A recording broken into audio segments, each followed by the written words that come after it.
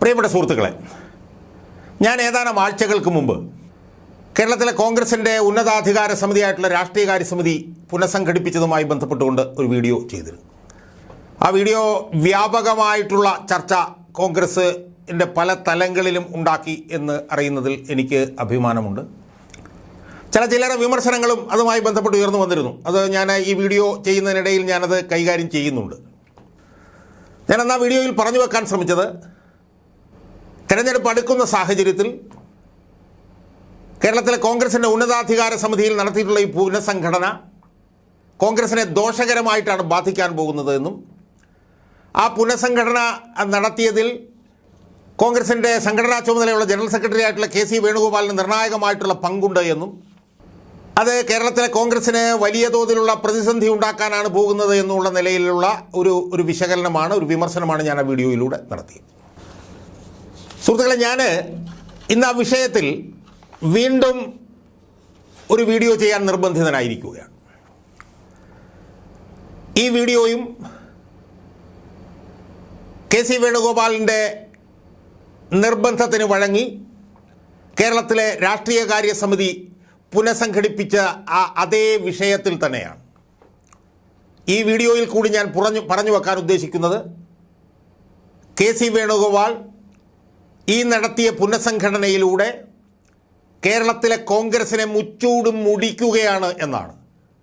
KC Venugopal കേരളത്തിലെ കോൺഗ്രസിനെ കൊന്നു കുഴിച്ചു മൂടുകയാണ് എന്നാണ് കാര്യകാരണ സഹിതം ഞാൻ ഇന്ന് ഈ വീഡിയോയിലൂടെ വീണ്ടും ചെയ്യാൻ പോകുന്നത്. ഞാനത് കുറച്ച് കാര്യങ്ങൾ ഇതിനു മുമ്പത്തെ വീഡിയോയിൽ ചെയ്തിരുന്നു. പക്ഷേ അതിനേക്കാൾ കൂടുതൽ ആഴത്തിലിറങ്ങിയ ഒരു വിശകലനം ഈ വീഡിയോയിലൂടെ ചെയ്യാൻ വേണ്ടിയിട്ട് ഞാൻ ശ്രമിക്കാൻ പോവുകയാണ്. എൻ്റെ ഹൈപ്പോത്തിസിസ് എന്ന് പറയുന്നത്, KC വേണുഗോപാൽ എന്ന് പറഞ്ഞിട്ടുള്ള ഈ നേതാവ് ഈ തിരഞ്ഞെടുപ്പ് അടുത്ത സമയത്ത് കേരളത്തിലെ കോൺഗ്രസ് എന്ന് പറഞ്ഞ പാർട്ടിയെ കൊന്നു കുഴിച്ചു മൂടുകയാണ് എന്നാണ്. കൊന്ന് കുഴിച്ചു മൂടുകയാണ് എന്നാണ്. അതിൻ്റെ വിശദാംശങ്ങളാണ് ഞാനിനി പറയാം. സുഹൃത്തുക്കളെ, ആ വിശദാംശങ്ങൾ പറയുമ്പോൾ ഞാൻ ആദ്യമായി എൻ്റെ ഓർമ്മയിൽ വരുന്നത് പാലക്കാടുള്ള ഒരു MLA ആണ്. അദ്ദേഹത്തിൻ്റെ പേര് CP മുഹമ്മദ് എന്നാണ്. അദ്ദേഹം 2001 മുതൽ 2016 വരെ അദ്ദേഹം പട്ടാമ്പി എന്ന് പറയുന്ന ഒരു കമ്മ്യൂണിസ്റ്റുകാർക്ക് നിർണായക സ്വാധീനമുള്ള ഒരു മണ്ഡലത്തിൽ നിന്ന് 3 തവണ ജയിച്ച ഒരു MLA ആണ്. കാരണം EMS പോലുള്ളവരും ഈ K ഇസ്മായിലിനെ പോലുള്ളവർ അവരൊക്കെ ജയിച്ചു വന്നിട്ടുള്ളൊരു മണ്ഡലമാണ് പട്ടാമ്പി. EMSുമായിട്ട് ബന്ധപ്പെട്ടിട്ടാണ് നമ്മൾ പട്ടാമ്പിയെക്കുറിച്ച് കേട്ടിട്ടുള്ളത്. ആ മണ്ഡലത്തിൽ നിന്ന് 3 തവണ, 1 അല്ല 2 അല്ല 3 തവണ ജയിച്ചു വന്ന ഒരു പ്രഗത്ഭനായിട്ടുള്ള MLA ആയിരുന്നു CP മുഹമ്മദ്. എനിക്ക് VS അച്യുതാനന്ദൻ്റെ കൂടെ ജോലി ചെയ്യുമ്പോൾ തന്നെ അദ്ദേഹത്തിന് അറിയാവുന്നതാണ്. അദ്ദേഹത്തിൻ്റെ പരിസ്ഥിതിയോടുള്ള അടങ്ങാത്ത ഈ അഭിവാഞ്ച, ഒരുപാട് വിഷയങ്ങളിൽ അദ്ദേഹം എടുത്തിട്ടുള്ള സ്തുത്യർഹമായ നിലപാടുകളുണ്ട്. അതിൻ്റെ ഒന്നും വിശദാംശങ്ങളിലേക്ക് ഞാൻ പോകുന്നില്ല. എനിക്ക് അക്കാലം മുതൽ തന്നെ നല്ലപോലെ അറിയാവുന്ന, ഈ പറഞ്ഞ പോലെ ഒരു തരത്തിലുള്ള സ്വാധീനത്തിനും വഴങ്ങാത്ത, പാർട്ടി കൂറു മാത്രമുള്ള ഒരു MLA ആയിരുന്നു CP മുഹമ്മദ്. അതായത് പാർട്ടിയെ രക്ഷിക്കാൻ വേണ്ടി അദ്ദേഹം ആൻ്റണിയുടെ സർക്കാരിനെ നിലനിർത്താൻ വേണ്ടിയിട്ട് അദ്ദേഹം പാർട്ടിക്ക് അനുകൂലമായി വോട്ട് ചെയ്തൊക്കെ ഉൾപ്പെടെയുള്ള ഒരുപാട് വിഷയങ്ങളുണ്ട്. ഞാൻ അതിനകത്തേക്കൊന്നും പോകുന്നില്ല. കാരണം കരുണാകരൻ്റെ നേതൃത്വത്തിൽ അട്ടിമറി ശ്രമം നടന്നപ്പോൾ അന്ന് കരുണാകരൻ്റെ അടുപ്പക്കാരനായിരുന്ന CP മുഹമ്മദ് സോണിയാഗാന്ധിയും ഗുലാം നബി ആസാദിൻ്റെ ഒക്കെ തന്നെ സ്നേഹോപദേശങ്ങൾക്ക് വഴങ്ങി അന്ന് ആൻ്റണി സർക്കാരിന് അനുകൂലമായി വോട്ട് ചെയ്തത് മുതൽ പാർട്ടി കൂറ് മാത്രം പ്രകടിപ്പിച്ച് നിന്നിട്ടുള്ള ഒരാളാണ് CP മുഹമ്മദ്.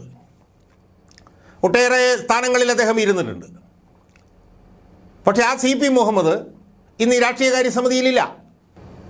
ആ രാഷ്ട്രീയകാര്യയിൽ CP മുഹമ്മദ് ഇല്ലാത്തപ്പോൾ അതിന് പകരമുള്ള ആളാരാണ്? ഷാഫി പറമ്പിലാണ്. എന്താണ് ഷാഫി പറമ്പിലിൻ്റെ യോഗ്യത? ഷാഫി പറമ്പിൽ 3 പ്രാവശ്യം പാലക്കാടും ജയിച്ചിട്ടുണ്ട്, ശരിയാണ്. എന്ത് സംഘടനാ പാഠവുമാണ് ഷാഫി പറമ്പിലിനുള്ളത്? എന്ത് നേതൃപാഠവുമാണ് ഷാഫി പറമ്പിലിനുള്ളത്? ആ ഷാഫി പറമ്പിൽ ഇപ്പം 4 വടക്കേ ഇന്ത്യൻ സംസ്ഥാനങ്ങളുടെ സ്ഥാനാർത്ഥികളെ തീരുമാനിക്കുന്ന സമിതിയിൽ അംഗമാണ് ആര്? ഷാഫി പറമ്പിൽ. ആലോചിച്ച് നോക്കണം. 4 വടക്കേ ഇന്ത്യൻ സംസ്ഥാനങ്ങളിൽ കോൺഗ്രസിൻ്റെ സ്ഥാനാർത്ഥികളെ തീരുമാനിക്കുന്ന സമിതിയിൽ അംഗമായിട്ടിരിക്കുകയാണ് കൊച്ചി പയ്യൻ. അയാൾ പാലക്കാട് നിന്നുള്ള MLA ആണ്. അയാൾ രാഷ്ട്രീയകാര്യ സമിതിയിലിരിക്കുമ്പോൾ CP മുഹമ്മദിനെ പോലെ ഇത്രയും വലിയ ലബ്ധപ്രതിഷ്ഠനായിട്ടുള്ള ഒരു നേതാവ് രാഷ്ട്രീയകാര്യ സമിതിയിൽ അംഗമല്ല. നമുക്ക് അവിടെ മുതൽ തുടങ്ങാം. ഞാൻ കുറേ ആളുകളെ കഴിഞ്ഞ പ്രാവശ്യം ചേർക്കാത്ത രാഷ്ട്രീയ കാര്യസമിതിയിൽ കൊണ്ടുവരാത്തതിനെ കുറിച്ചിട്ട് ഞാൻ കഴിഞ്ഞ പ്രാവശ്യം ഞാൻ പറഞ്ഞിരുന്നു. ആ പട്ടിക ഒന്നുകൂടി സമ്പുഷ്ടമാക്കാൻ ഞാൻ ശ്രമിക്കാൻ പോവുകയാണ്.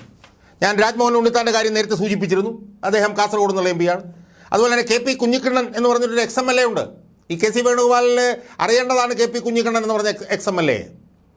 അദ്ദേഹം ഇതിനകത്തില്ല. മലപ്പുറത്തു നിന്നുള്ള കോഴിക്കോട് നിന്നുള്ള KC അബു ഇതിനകത്തില്ല. ഈ മുഹമ്മദ് കുഞ്ഞി ഇതിനകത്തില്ല. VK ശ്രീകണ്ഠൻ ഇല്ലാത്തതിൻ്റെ കാര്യം ഞാൻ സൂചിപ്പിച്ചിരുന്നു. അതുപോലെ തന്നെ പാലക്കാട് നിന്നുള്ള VS Vijayaraghavan XMP രാഷ്ട്രീയകാര്യ സമിതിയില്ല. VC Kabir എന്ന് പറഞ്ഞ മുൻ മന്ത്രി രാഷ്ട്രീയകാര്യ സമിതിയിലില്ല. K ചന്ദ്രൻ XMLA രാഷ്ട്രീയകാര്യ സമിതിയിലില്ല. അതുപോലെ തന്നെ CP മുഹമ്മദ്, പിന്നെ K ബാബുവിൻ്റെ കാര്യം ഞാൻ നേരത്തെ സൂചിപ്പിച്ചിരുന്നു. നമ്മുടെ ഡൊമിനിക് പ്രസൻറ്റേഷൻ മുൻ മന്ത്രി അദ്ദേഹമില്ല. PJ ജോയി XMLA ഇല്ല. ശിവദാസൻ നായർ XMLA ഇല്ല. EM ആഗസ്തി XMLA ഇല്ല. M മുരളി ഇല്ല. വർക്കല കഹാറില്ല. MA വാഹിദില്ല. പിന്നെ രമ്യ ഹരിദാസിൻ്റെ ഡീൻ കുര്യാക്കോസിൻ്റെയൊക്കെ കാര്യം ഞാൻ സൂചിപ്പിച്ചിരുന്നു. ഇവരാരും രാഷ്ട്രീയകാര്യ സമിതിയിലില്ല. ഇല്ലാത്തപ്പോഴാണ് ഈ പറഞ്ഞതുപോലെ ഷാഫി പറമ്പിൽ MLA ആയിരുന്ന ഷാഫി പറമ്പിലുണ്ട്. അതുപോലെ തന്നെ നമുക്കറിയാലോ T സിദ്ദിഖ്, ദീർഘനാൾ INL ഒക്കെ ആയി ബന്ധമുണ്ടായിരുന്ന T സിദ്ദിഖ് കോൺഗ്രസിലേക്ക് വന്ന് ഉമ്മൻചാണ്ടിയുടെ ഒറ്റ കൃപ കൊണ്ട് ഉണ്ടാക്കിയിട്ടുള്ള സ്ഥാനങ്ങൾ എന്താണെന്ന് നമുക്കറിയാം. ഉമ്മൻചാണ്ടി എന്തുമാത്രം പ്രശ്നം ഉണ്ടാക്കിയിട്ടാണ് കൽപ്പറ്റ സീറ്റ് മേടിച്ചു കൊടുത്തതെന്ന് നമുക്കറിയാം.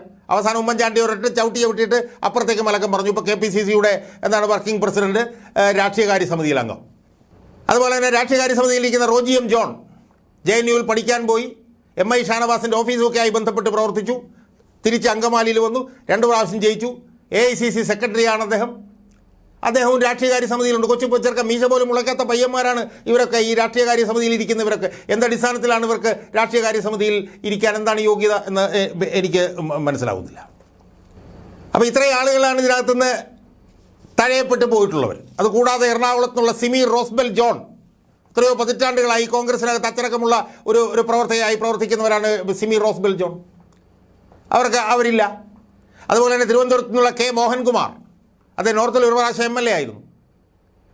അദ്ദേഹം വളരെ അച്ചടക്കമുള്ള, ഒരു അഴിമതിക്കും കൂട്ടുനിൽക്കാത്ത ഒരാളാണ് K മോഹൻകുമാർ. ആ K മോഹൻകുമാർ രാഷ്ട്രീയകാര്യ സമിതിയിൽ ഇല്ലാതിരിക്കുമ്പോഴാണ് VS ശിവകുമാർ, ഒരുപാട് അഴിമതി ആരോപണങ്ങൾ ഉന്നയിക്കപ്പെട്ടിട്ടുള്ള അയാൾ രാഷ്ട്രീയകാര്യ സമിതിയിലേക്ക് വരുന്നത്. അപ്പോൾ ഞാൻ ഈ വായിച്ച പേരുകളുണ്ടല്ലോ, ഈ പേരുകളിൽ ഇവരാരുമില്ലാത്ത സമയത്താണ് ഈ പറഞ്ഞ ആളുകളൊക്കെ വരുന്നത്. അതോടൊപ്പം ഇതിനകത്തേക്ക് ഒഴുകിയെത്തിയ ഒരാളുണ്ട്. അയാളുടെ പേരാണ് ജോൺസൺ എബ്രഹാം. എനിക്കെതിരെ എന്തോ ഒരു വീഡിയോ ഒക്കെ ആയിട്ട് രംഗത്ത് വന്നിരുന്നതെന്ന് ഞാനത് കാര്യമാക്കുന്നില്ല. പക്ഷേ ഞാൻ ജോൺസൺ എബ്രഹാം എനിക്കെതിരെ CPM-കാർ ഉന്നയിക്കുന്ന ആരോപണങ്ങൾ തന്നെ ഉന്നയിച്ചൊരു വീഡിയോ ചെയ്തപ്പോൾ അയാൾ ആരാണെന്ന് ഞാൻ അന്വേഷിച്ചു. സുഹൃത്തുക്കളെ, ഞാൻ ഞെട്ടിപ്പോയി.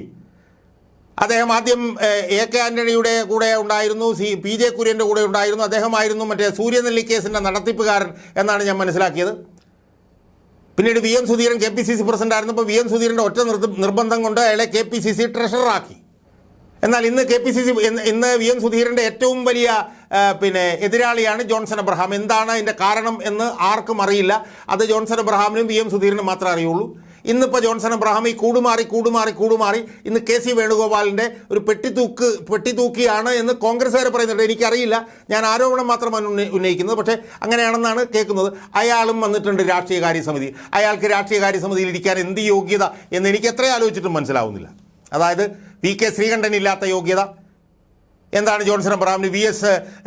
വിജയരാഘവനും VC കബീറിനും KA ചന്ദ്രനും CP മുഹമ്മദിനും ഡൊമിനിക് പ്രസൻറ്റേഷനും PJ ജോയിക്കും ശിവദാസൻ നായർക്കും EM ആഗസ്തിക്കും M മുരളിക്കും വർക്കല കഹാറിനും ഒന്നുമില്ലാത്ത എന്ത് യോഗ്യതയാണ് ജോൺസൺ എബ്രഹാമിനുള്ളത് എന്ന് ചിന്തിക്കുമ്പോഴാണ് ജോൺസൺ എബ്രഹാം ഒരുപക്ഷെ KC വേണുഗോപാലിൻ്റെ പെട്ടി തൂക്കി ആയതുകൊണ്ടായിരിക്കാം ഇതിൽ വന്നത്, രാഷ്ട്രീയകാര്യ സമിതിയിൽ വന്നത് എന്ന് നമ്മൾ അനുമാനിക്കേണ്ടി വരും.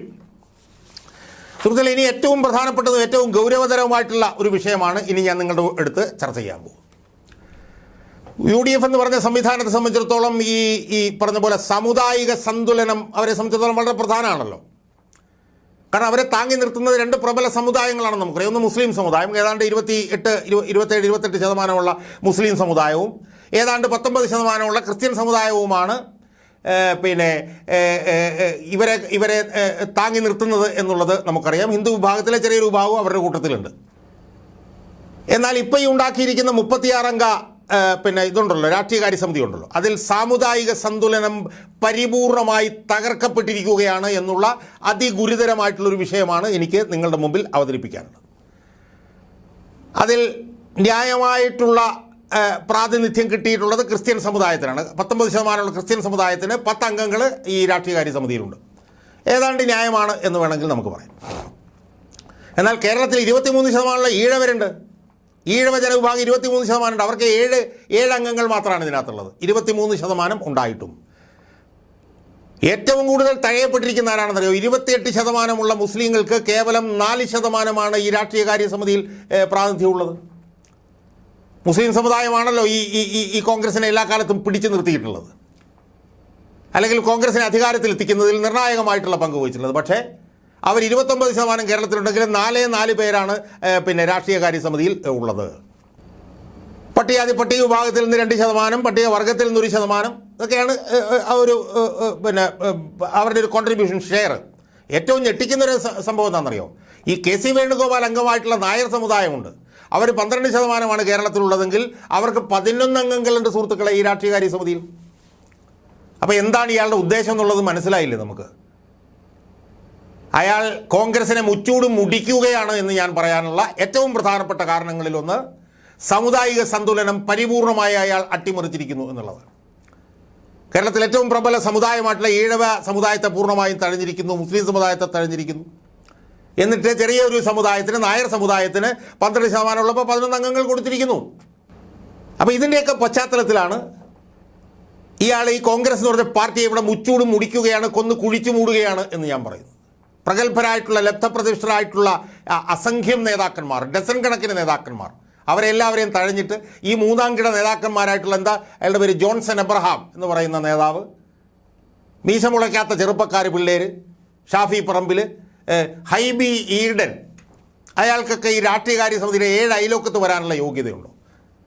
അയാൾ ആരാണ്? അയാൾക്ക് എന്ത് പാരമ്പര്യമാണുള്ളത്?